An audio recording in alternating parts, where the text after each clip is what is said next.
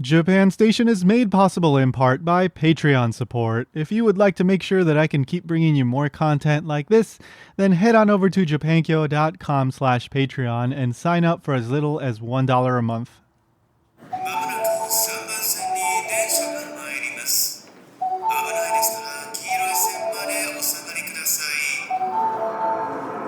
Welcome to Japan Station, a production of japankyo.com. I'm your host, Tony Vega.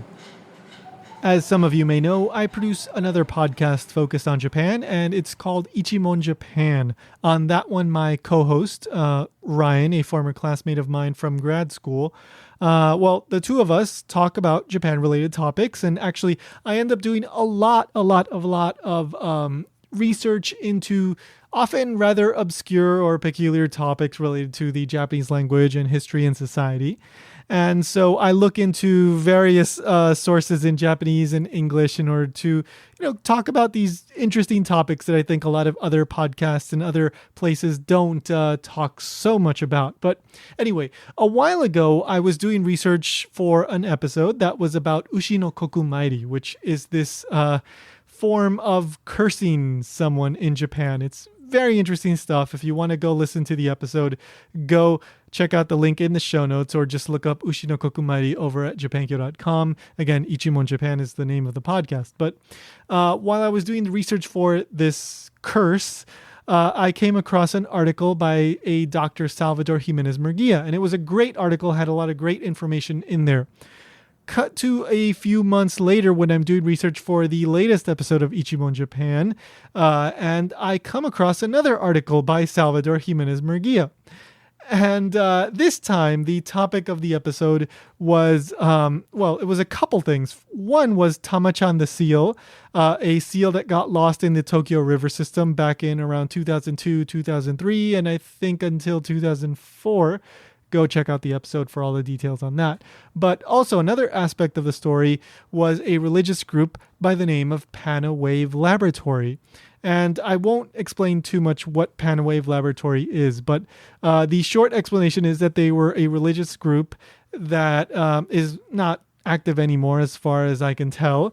And they made various doomsday predictions. The founder made various doomsday predictions, a woman by the name of Chino.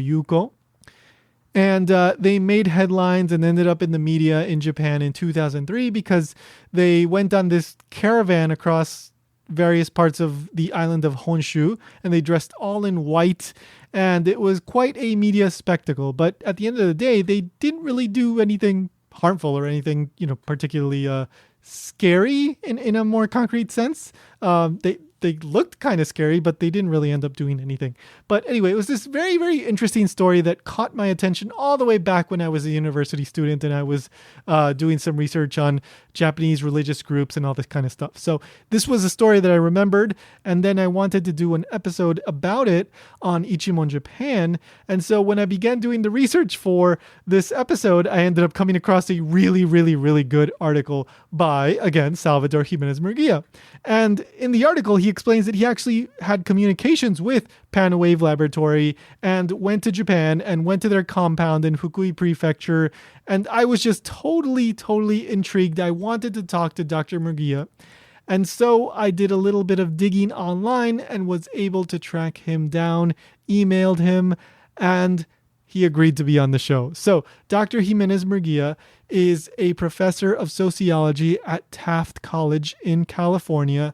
And he's written about so many different topics, not just the two that I mentioned, but also various other ones, which we will talk about briefly in the conversation today.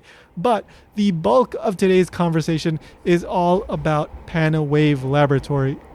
It's a really, really fascinating discussion, and I'm so happy that I got to talk to him. So anyway, let's get into it. Here is my conversation with Dr. Salvador Jimenez Murguia.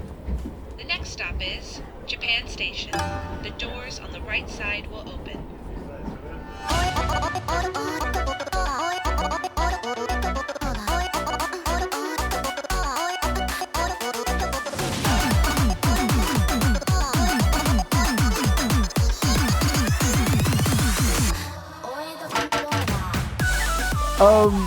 when did you first get interested in like kind of the Japan kind of horror occult stuff? Like what got you interested in Japan?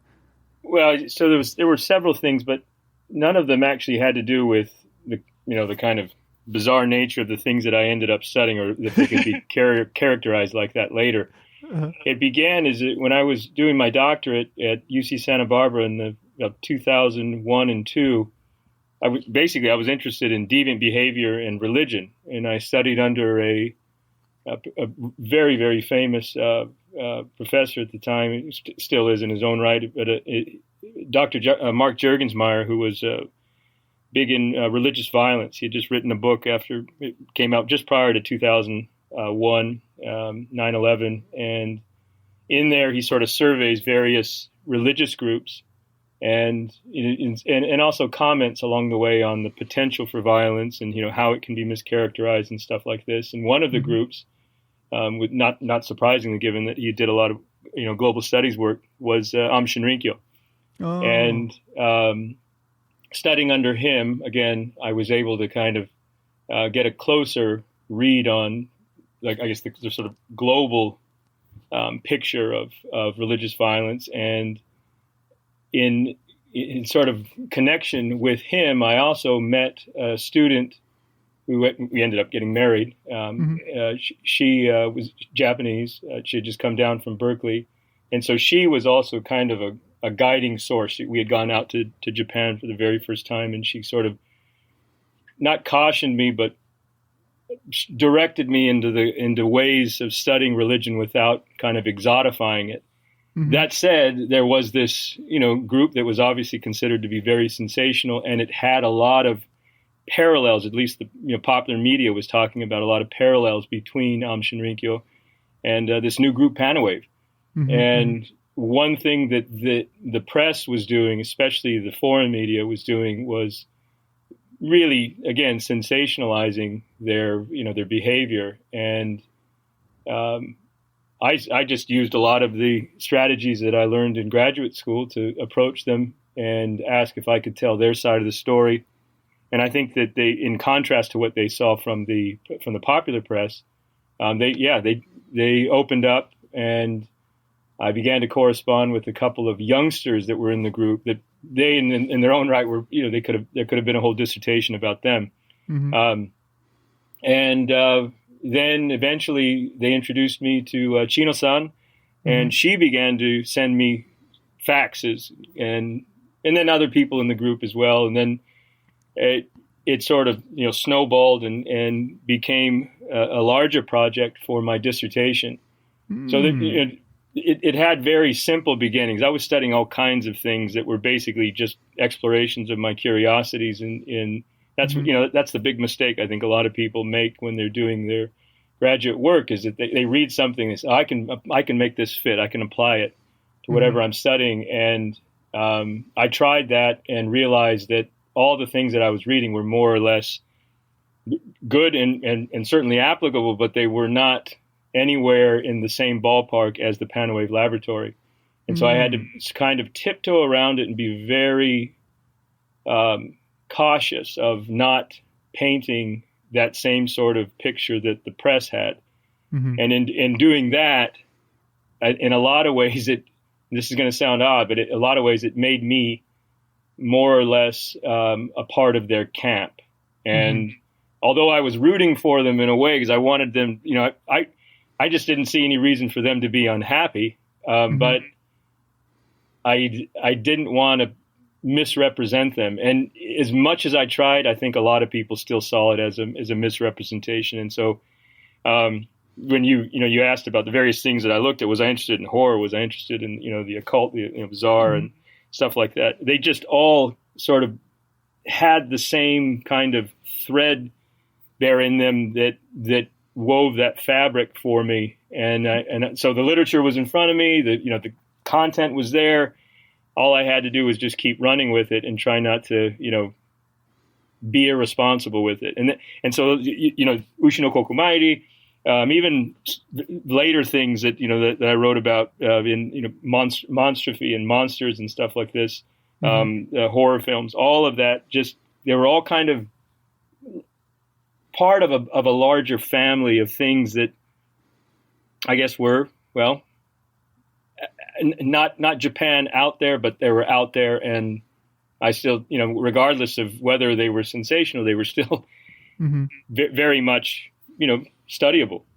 Yeah. Well, whether it was the Ushinoku Kumairi article or the Pana-Wave article, like I was doing research on those topics, and I really, really appreciated that there was a lot of information in those sources that they weren't in other sources, sometimes even in Japanese. Like I found stuff in your articles that I didn't see in Japanese. So I thought they were just excellent sources, and I really, really loved that I was able to find them.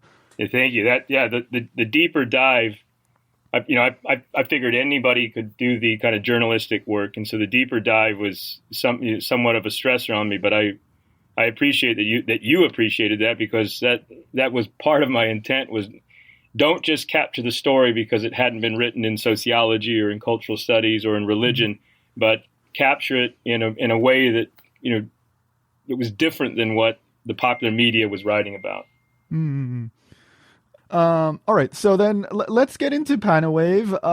Could you explain like how you first found out about them, and then give a little background for anybody that's not aware about the group? Sure. So, like I said, with Dr. Juergensmeyer, he was frequently asked about the potential for other groups in Japan. In Japan, we had a lot of different groups, but none were more, I guess, sort of in terms of optics, none were more out there and visible than the Pana-Wave Laboratory. And as I was searching for a dissertation topic, although I had other things that I thought I had lined up, this one presented so many more opportunities. One, I could get back over to Japan and actually find them, locate them, make more of a much more, I guess, interesting story for my dissertation. And like I said, a lot of these individuals had not been given a fair shake by the press, and so I found my kind of angle here that I knew I could write. I could write their story in a fair fashion. Anyway, to give you some background of what the Pana-Wave Laboratory was, they're no longer the same as they were when I studied them. Pana-Wave Laboratory was an offshoot of the God's Light Association, which was led by a fellow that Takashi Shinji, which was this sort of esoteric guru that dabbled in and outside of Osaka, and he had a pretty big following. And one of the individuals that joined up was Masuyama Hidemi, who she later changed her name to Yuko Chino, or Chino Yuko. And she became the head of Chino Shoho, the truth, right? This group that was very similar, but an offshoot of the GLA. So the GLA goes into this sort of crisis, who's going to take over? And she has her following, and there's a following of Takashi's family that it was going to split in a different direction. In fact, there's other scholars. One is a woman named Crystal Whelan, who studied that side of it. And so there's a whole other body of literature that's very similar. So this side of it, Chino Shoho, they believed that there was a sort of conspiracy by various communist, quote unquote, communist factions. Like, I know it doesn't make much sense, but the North Koreans, which is not really a communist state, but they had these ideas that during the Cold War, there were these various communist nations that had conspired to liberalize or change the kind of paradigm and thinking or the thought process of the Japanese by installing these scalar wave generators, which are these looped coils. You'd have to see pictures online. This is hard to do it in a podcast. So much of this is visibly invisible, if that makes sense. So if you look up, and even they have them all over the world, really, but they're pretty prominent in Japan because of the typhoons and so on. A lot of the power lines, they become dislodged, and so they have to have a service wire, which is a coil. And those coils are all over the power lines throughout Japan. And Chino-san believed that those were generators of what's called a scalar wave, or this nonlinear electromagnetic wave, that causes cancer, essentially, and also has the potential to brainwash people. And if you live in a big city, you're going to see them everywhere, and that was part and parcel to this kind of argument that everyone's being exposed and nobody knows that they're being exposed, but they have the elite knowledge. And because she claimed to have the elite knowledge, she was able to take a portion of her following, especially those that were kind of educated and, intellectually, interested, and create an actual laboratory, which is where the term comes from, the Pana-Wave or all-wave laboratory. And the laboratory, this sort of scientific branch, would then study not only the scalar waves, but also the impact of the scalar waves on one person. And that individual was Chino-san herself. And so, Chino she was aging. She had gone through cancer. She also had, a lot of, she was demonstrating various sort of schizophrenic qualities. She believed, for example, that Pope John Paul II and Audrey Hepburn lived in the van that she lived and confined to. She lived with them. And oftentimes the memoranda that she would send me had, it's sort of like sending a letter. Audrey Hepburn says hello, right? Thor is smiling at you and stuff like this. And so they used her and her condition as a kind of substantiating feature that said, if you don't believe that scalar waves are real, here's the evidence. And they wanted to move away from places where these scalar wave generators were present, and so they went on this kind of caravan, walking very slowly with these white vans, wearing all white gowns, and also, if you saw them without the gowns on, they had what are very similar to what looks like a Lakhovsky coil. And the coil is it's this kind of anti-scalar wave generator. It's a series of concentric circles with an arrow shooting out. And the idea is that this was invented by the Pana-Wave. The idea is that the scalar waves would enter into that kind of maze of concentric circles and be shot out the other side. And although they attempted to use all kinds of different colors, the color white, they believed, was the color that would prevent scalar wave attacks. And even though they were still susceptible, I watched them go into convulsions and, claim of pain and so on and so forth. Wearing all white alleviated a lot of this. And so if you can imagine this giant parade of all white shroud walking through Japan, which is typically very colorful, and especially as you go farther up into the mountains where they ended up being in the Gotaishi Mountains, when they set up camp, you just see nothing but this lush forest. And all of a sudden you encounter trees where the trunks are shrouded in white.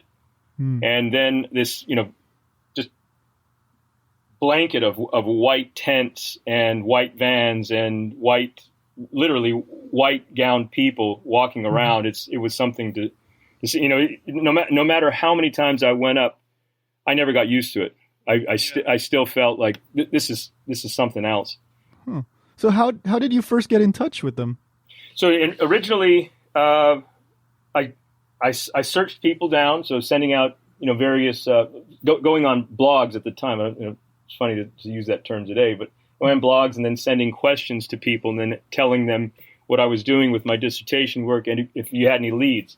One fellow, he asked for an enormous amount of money and he was going to tell me the story and he was going to sit down. He claimed to be a member. And by first encountering him and then shortly thereafter actually talking to one of the younger fellows in the Pana-Wave Laboratory, I was able to get a hold of him through an email. Once I had said I spoke to that individual, they were all for it because they could not believe that this guy was trying to sell the story, who was, in fact, a member at one time. And so it's sort of not out of being vindictive, but more or less like, if this guy's selling the story, we have to tell the story. And in my opinion, I think that's where we were going with it. And they began to correspond, and it was fairly easy. I would say, I'm going to be in Japan for this 2-week or 3-month or month at a time.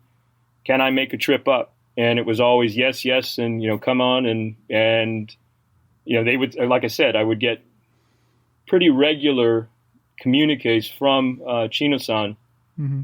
And also what they were doing was they had created, like I said, the emulation of science. Mm-hmm. They had set up not only a laboratory, but they had created a journal, which was very. If you saw it on the street, you'd say it looks just like a peer-reviewed journal from any university. It was called the LR, or Love Righteous Journal, and in that journal, Chino-san would sort of give some sort of opening,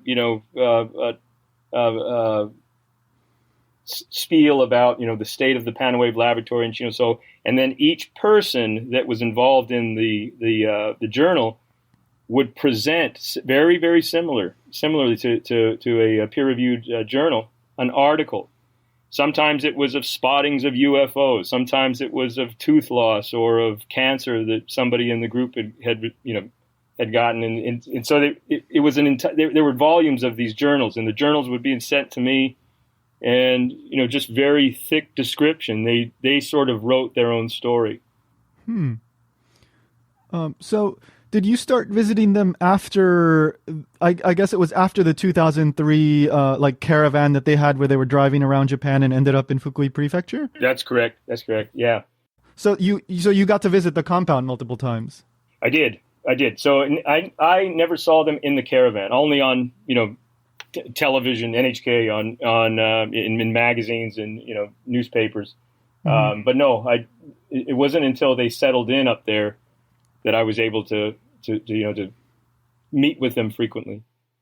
And so you're right. Post 2003, post Doomsday, failed Doomsday, May 15th, 2003 was the original. Right. And when you were there in Fukui, I guess, would they give you a room and you would sleep there? No, not at all. So I would stay mostly through the day.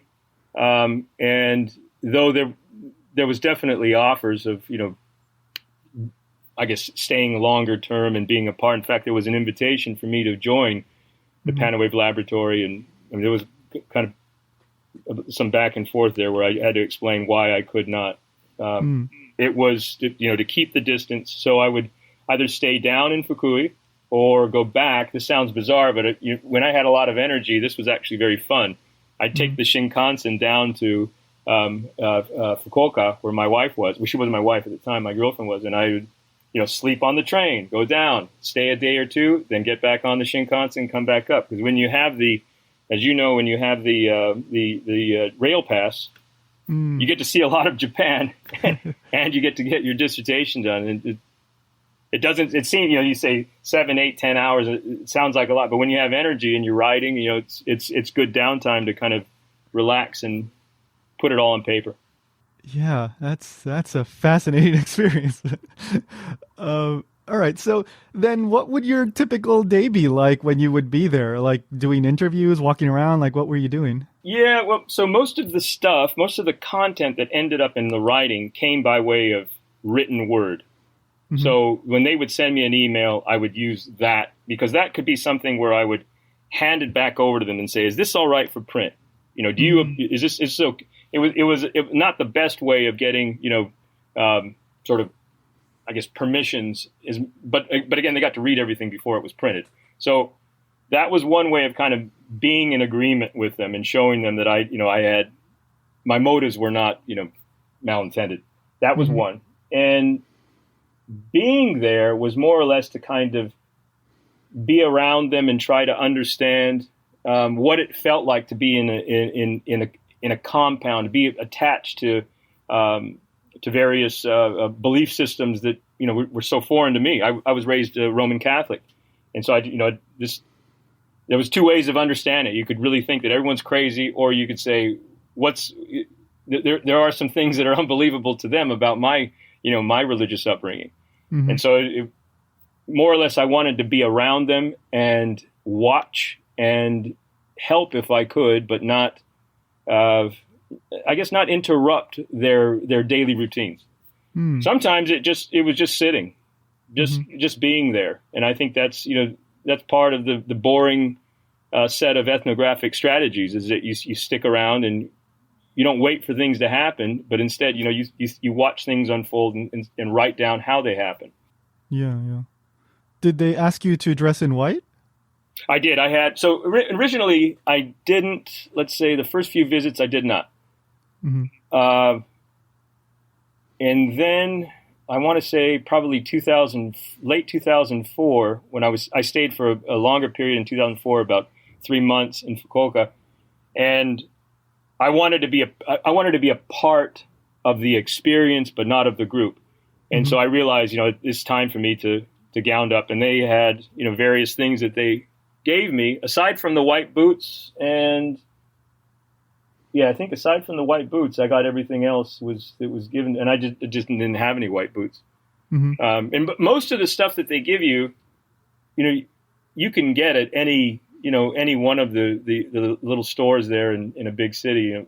The lab coat, that enormous hachimaki. There's all kinds of things that you can, the masks and so on. It's all kinds of stuff that you can just pick up anywhere. But being there, yeah. If I wanted to know more about it, and I don't know that it changed anything really, but it didn't hurt to start dressing like them.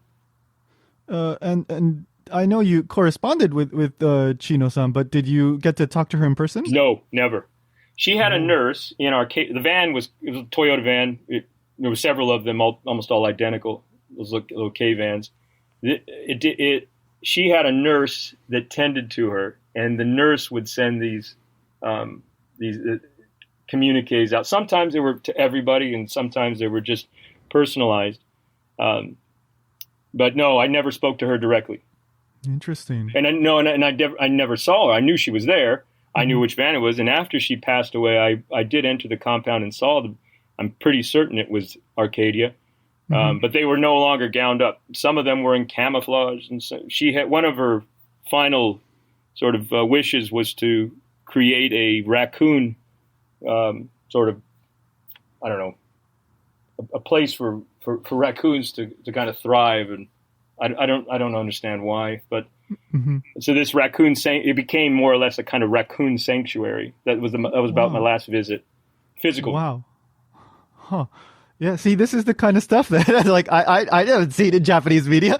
Yeah. Well, and part of that is I don't think this is what always broke my heart about not only that time in my career and my time with them is that they made such a big splash. And they had, these very lofty kind of ideas about how the world operated. And then when they were no longer, I guess, grabbing the attention of the popular media, they fade away. And then that story is not that interesting. And that is, so many times I've thought about my time there. And I think like what made them so interesting was that they were extraordinary. And really, they were just very ordinary, but perceived as the extra to the ordinary. And that it's sort of like Western religions. We don't pay too much attention until something happens in quote unquote Western traditional religions, and then we're all over it. But aside, if no one's killing and no bombs aren't flying, no violence, nothing bizarre has happened, we just don't pay much attention to religion, really. So what was your general impression of the membership in that, like, for example, in the article that I read, like towards the end, you mention a moment where you're talking to one of the members and they were, I think it's in the section where you're talking about them preparing for a UFO landing, that they were anticipating getting picked up by a UFO, and you asked them, I think, like how things are going, something like that, and then they explain, they're just kind of working on it right now. Like what kind of vibe did you get from the members? Were they like all in? Like what kind of people were there? Like did they believe everything? Like what do you think? Yeah, so I think some of them. Well, I'm gonna without I'm gonna create quick composites here in my head so that that, again I never want them to be identified in any way. But there was a younger couple that were basically there because they were romantically involved, and they really, I don't think it was like puppy love. I really think they really, really cared about each other and each other's welfare. But their parents were very much a part of the belief system. And that facilitated their kind of strong relationship. And I don't think that either of them had any interest in staying in the group. If one had left the next day, they would have both picked up and split. Mm-hmm. But they were there because it was like their parents had brought them together, and in some ways, Chino-san had brought them together. Mm-hmm. And they had both. One of them, actually, I'm not remembering correctly, but I'm pretty sure two of them, if not, I'm not sure if both of them, but one of them for sure lived in the United States, in Southern California, and I think his interest was to one day, see this as part of his past and get back over here. And then there were others. There were fully invested. Some because of the way that they spoke, as in every religious following or any organization, any group. You have people that are to the sort of full bore, full believers, and then you have others that they believe sort of bits and pieces of the this kind of marketplace of the religious tenets. And I think that's oftentimes there were jokes that I didn't really I couldn't follow so well because I didn't know them that personally. I didn't know their histories, but they would joke about each other like he's nuts, or that this guy's only in it because he doesn't have a job. So they'd have all. They were not this kind of monolithic following like you see in these movies where they really sensationalize quote unquote cult members. Mm-hmm. And that too was eye opening because you almost anticipate that and it's not there. They're just like people going to the college or people working at a business. There are people that are big believers in the business, gung ho cheerleaders, and then there are others that are just like this is a job. So basically the group ends up kind of dying out, like everybody just kind of goes their own way. Is that more or less what happens? Yeah. That part of it, I couldn't tell you. I couldn't tell you in a way that I think would cover all bases, so to speak. My last visit, there were about 5 or 6 visible people that you could see. Nobody was gowned in white anymore. Some of them were in camouflage, but most of them were just in regular, looked like kind of farming gear. Okay, kind of loose pants and stuff like that. And the shrouds were all gone, and the area that had the cars still had all of the kind of white structure around it. But it was sort of like that was their past. That was a place where we put the cars. We parked the cars, and this is where we live now. And so I got no indication that there were any more people than, let's say, 5 or 6 people, still hanging around there. Everyone had moved on. One thing was for sure, although they were friendly, they knew who I was, and so there were some new faces. Now, this is something that's tangential here, but today in the pandemic, for the West, it was bizarre for them to wear masks, right? But if you've lived in Japan, you wear masks. Yeah. You wear a mask because there's no reason to wear a mask. You wear a mask, right? So you have a mask on for anything. And so a lot of these people I could never really recognize by way of when I was there, I couldn't recognize them, but just by their eyes.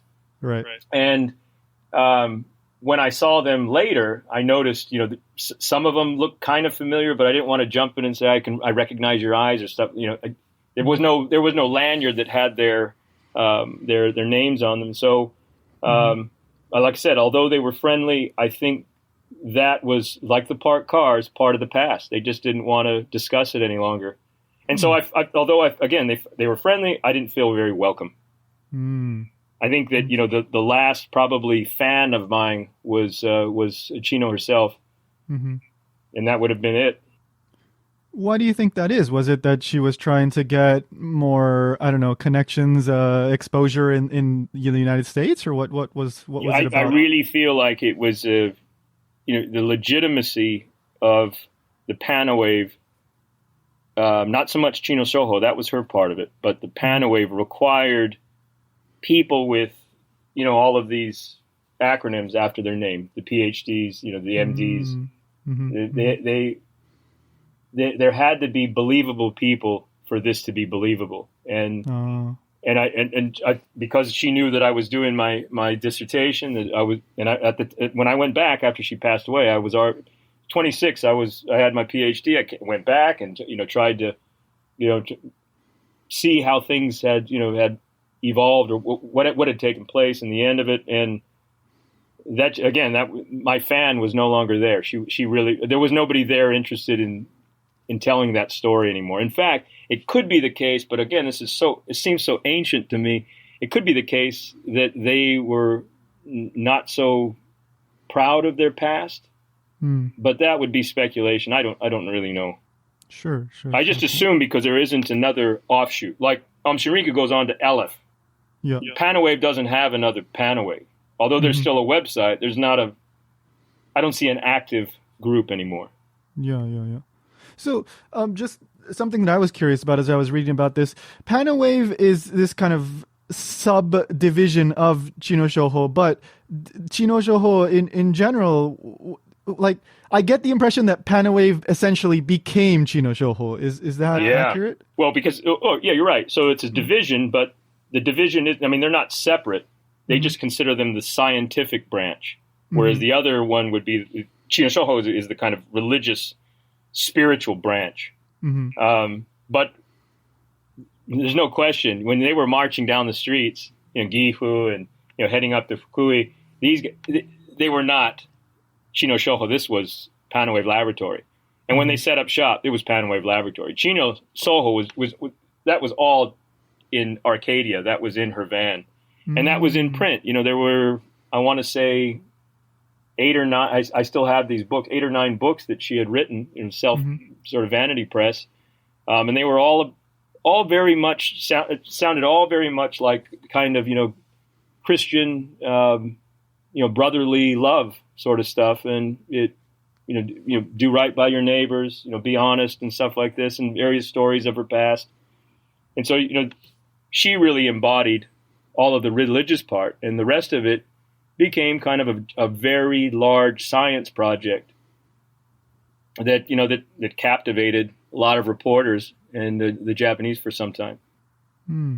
So, you've mentioned a few times, kind of how you think the group was misunderstood or sensationalized. Yes, and I think you may be the only person not Japanese that has this level of experience with the group, and so I'd love it if you could just give us an idea what exactly you mean by that. How were they misunderstood, and what would you like people to know about them to have a fuller understanding of what this group was? Yeah, so I studying a lot of different religions, that was one of my areas. It was my biggest area, actually, coming out of a graduate school. And I knew that, a lot of religious content requires a deep sense of faith. There's something to be believed in that not everybody can see. Something's not so apparent.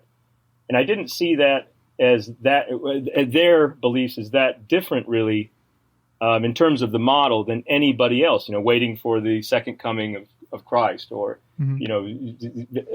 various Western ideas that they just have become over time somewhat acceptable, and they become institutionalized. And I felt like they had gone a route that was, for all intents and purposes, was kind of like applaudable. It was like they were testing in the same way, following the scientific model in the same way that really I as a social scientist, in a lot of the same ways that I was, testing ideas, and that was admirable. That I think the rub was that they did it in such a loud way.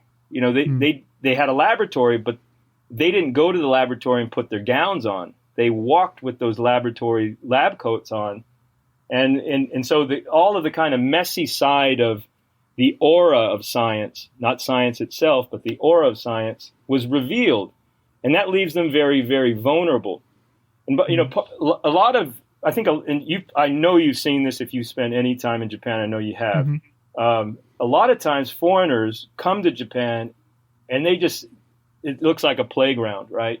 They totally take advantage and, of popular culture. They they see, game shows as, this is quintessential Japan, and it's not. Yeah, it's not. It's like a blink in the 80s, and they see karaoke, and they go to an izakaya, and they act stupid in the streets, and all of a sudden they've had this Japan experience. They've been there a week, and they go home and they tell everybody, how wild and crazy. Well, the truth is, you went wild and crazy in Japan, but Japan is not like that. Yeah. And when you see that, I think from the outside, and you don't have, I hate to call my wife now a tour guide, but in the early dating period, she really was sort of pointing to what real Japan was like. And I didn't fall down that kind of, that path where you end up sensationalizing Japan. And I tried not to do that with my work, but I even fell into it at times, and I didn't know that I was doing it. For example, I would go to conferences and talk about the Pana-Wave Laboratory, and you get people, they begin to giggle, and these are other professional colleagues. They begin to giggle, mm-hmm. or the question is, are you a believer? Mm-hmm. And pretty soon, in order to kind of separate yourself or distinguish yourself from those that you study, you're pretty close to sensationalizing them, and that's very, very. It's so hard to do, or hard not to do. And I, Tony, I know that you know quite a bit about Japan, and you've been there and you've lived there. I lived there 10 years, and I like to tell people I lived there 10 years and I don't know anything about Japan. Mm-hmm. You just cannot take that liberty and suggest that you're some sort of expert just because you breathed air on that island, mm-hmm. and that place it's so tempting. To be that, that foreigner that just, God, you just want to say, don't, because you're ruining it for all of us that care about that place and the people that live there. Mm-hmm, mm-hmm. Yeah, I think that, for the most part, Japan is just as mundane as any other place in the world. And it's so easy to... there's weird things, everywhere, right? That's right. There's crazy crap that happens in Florida all the time, right? And there's crazy stuff that happens in Japan, but it's not because Japan is some innately bizarre or weird place. It's just that people are people, and there's interesting, strange things that happen all over the world. And then I think it's really easy to fall into that trap to say Japan is a weird place. That's right. You're 100% right, and we have had so many new religious movements in America, all over in Western Europe, you name it, Russia. Mm-hmm. There are places where where it's compounded by many, many cases of out there, quote unquote, out there religious activity. Mm-hmm. But when it happens in Japan, it's like, this fits in. It's just like the game shows that we see.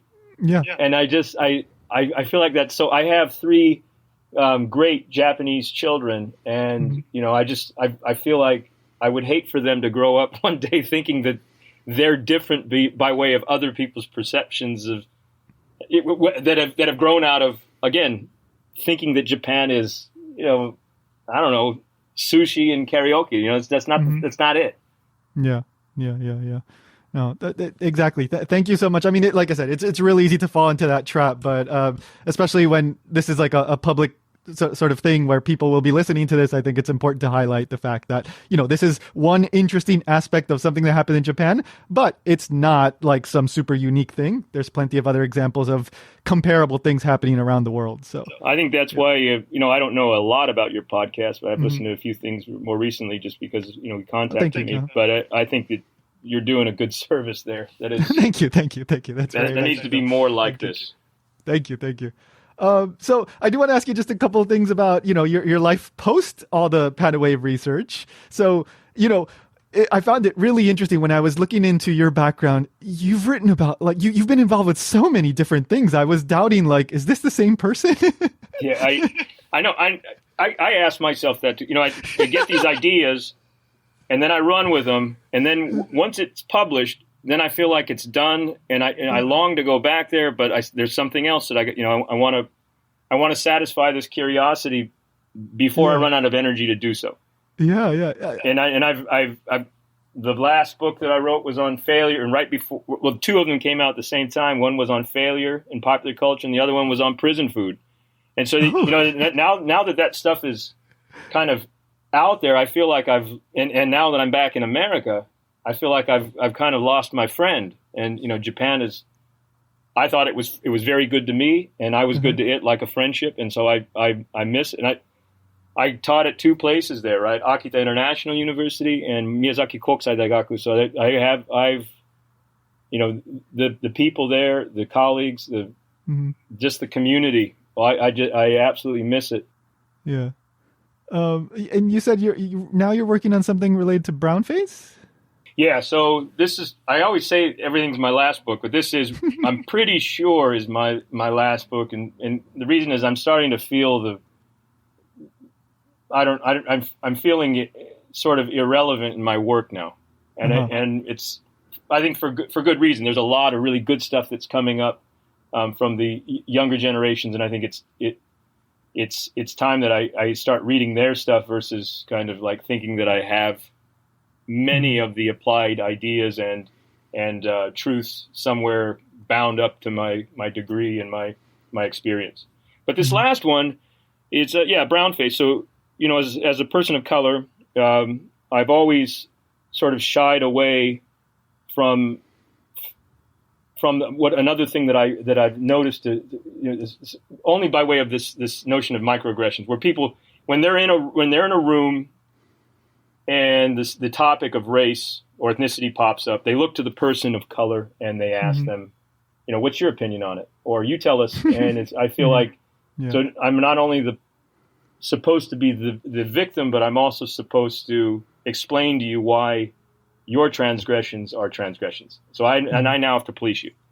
And instead of making that an area, I've always taught, in race and ethnicity, but I've never actually wrote anything about it. I just kept it in my lectures. I kept it in my notes. I kept, ideas of where it would proliferate. And so one of the encyclopedias that I edited was Race and Racism in American Film.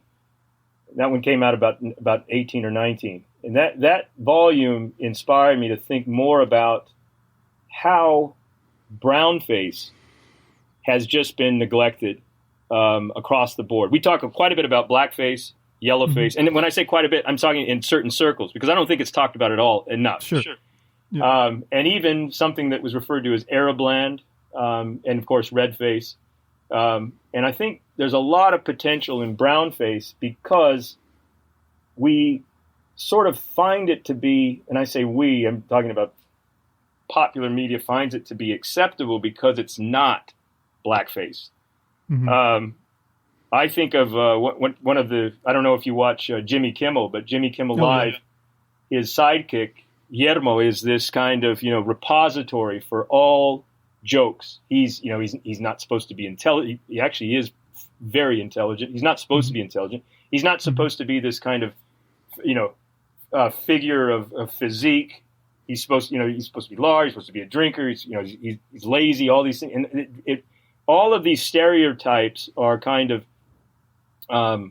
facilitated through the image of Guillermo. And I feel like it's time that we begin to open a discussion that's already taking place, but not necessarily on paper, about why the brown phenotype has been neglected in terms of a kind of critical discourse on its impact. There's just too much of it. I think of Cheech and Chong. I think I could talk for hours and hours about this, but there's so many of these people that are considered acceptable for being kind of funny and part of entertainment, but it's not that far different from minstrel shows. It's not that far different from these gifts that are sent over when somebody is excited and they're ready to celebrate. I see this all the time. They send you a message of an African American jumping up and down and smiling and dancing. They never send a picture of Brad Pitt doing that. and I know that this is going to take a very deep dive in order to explain this. And so that it's going to take some time to get all this stuff out and finish up these chapters on it. But I think there is something potentially there, which is very different from Japan, right? Sure. Yeah. It is. But I mean, that is part of what kind of intrigued me about you in that you were writing about so many different things. And for example, like I know you wrote about like I think was it Cuban? Yes. Was it the films? I think it was films. Yeah. Right? So there were a series of encyclopedias on film. Uh-huh. One of them was, I think you mentioned in our early discussions, was on Japanese horror. Mm-hmm. And so, so that's the kind of opening of editing those popular culture encyclopedias, which I think they're very important. They're not huge scholarly works, but they're important because, film still matters. It's something that still, I think, informs people's perceptions of the other. And instead of considering us other, why aren't we just sort of informing ourselves of ourselves? And that can't take place yet. I think we have to really address some of the inequities that are they're institutionalized in the film industry. Oh, well, thank you so much for sharing. Like I said, I think if anybody can talk about Pana-Wave, it's yourself. You have this extremely unique experience, and I was so happy that I was able to track you down and you agreed to come on because I wanted to find out more, and I'm so glad I got to talk to you. So thank you so much. It's been a pleasure, and talking to you, Tony. And get hold of me anytime. Again, you're doing solid work, important work. Okay. Thank you. Now, normally I would say if you want to check out the article by Dr. Jimenez Murguia about Pana-Wave Laboratory, I will include a link in the show notes. You can find it at japanstationpodcast.com or in your podcast app. Unfortunately, it seems that link that I used to download the article is not working anymore. So, unless that changes, I'm not sure where you should go to find the article. But I will include the full title of the article in the show notes, as well as the link that I used to download it, just in case that starts working again. It's a great article with a lot of really interesting information that was not mentioned in the episode today. However, Dr. Jimenez Murguia has also written other articles on this topic. So maybe if you do a little bit of digging, you can find that information as well. However, as I mentioned at the beginning of the show, I also recorded an episode of Ichimon Japan that is at least in part about Pana-Wave Laboratory. And I mentioned some of that information that didn't make it into this episode from Dr. Jimenez Murguia's article in that episode of Ichimon Japan. That's episode 46. In that one, we also talk about something that is tangentially related to the story of Pana-Wave Laboratory, and that is Tama-chan the seal, a seal that got lost in the Tokyo River system around the time that Pana-Wave Laboratory was making headlines in Japan. So it's a really peculiar episode. I think really, really interesting. So go check that out. Link in the show notes. If you have any questions or comments, mail at japanstationpodcast.com. Just go ahead and send an email there. Remember to follow on Facebook and Twitter at JapanKyo News. And don't forget to subscribe, rate, and review, and tell a friend about the show. All that stuff helps the show keep on growing and reaching new listeners. As always, thank you so much to Udemy for providing the opening and closing song, Oeda Controller. Links in the show notes. That does it for this episode. Episode 70 should be out on July 15th, hopefully, unless something unexpected happens. But I do have an episode recorded, so probably on July 15th. So come back for that, and don't forget to hit that subscribe button so you don't miss that episode. Normally here is where I would say go check out the latest episode of Ichimon Japan, but I already said that because it's related to this one. Again, Pana-Wave Laboratory. If you want to find out more, go check out episode 46 of Ichimon Japan. All right, so thank you so much for listening, and remember, go find your miniature pony.